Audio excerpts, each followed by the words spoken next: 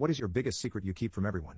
When I was 17, my best friend was 16 and a year behind me in school. We had met in a split class of grade 4 and 5 students. A couple weeks after the new school year started, we went out biking on a weekend and he went over an edge on the pathway we were on and died. It was a 25-foot drop onto a rocky ridge line and then into a river another 50 feet below, and he landed head first. It was declared an accident. His bike had slipped on something and lost control and he went right over the edge. I was riding in front and didn't notice anything till I heard the crash behind me. He didn't make a sound going over the edge. When I turned around and looked, it was a sight I will never forget and still have nightmares about.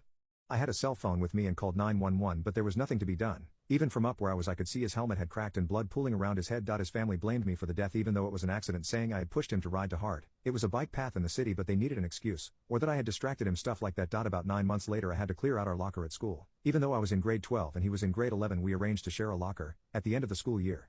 As I was cleaning it out, I found an envelope taped to the bottom, a shelf addressed to me. I took it home and it was more than a month before I could open it. 2 days after my 18th birthday, and it turned out to be a suicide note he had written the Friday before the accident. It laid it all out, including the very details of how he planned to do it, down to the bend in the pathway that had no guardrail and the reason for why he was doing it. It has been almost 8 years since I opened that note, and I've only told a lawyer, who I contacted about having to turn the note over to the cops. He said no and gave me a detailed written explanation for me to keep as to why I didn't have to, and a counselor a couple years later. The note and the explanation from the lawyer in a lockbox, as I cannot bring myself to get rid of it. To this day his family still blames me for his death, but I refuse to tell them the truth as their religious beliefs would make it impossible to bear.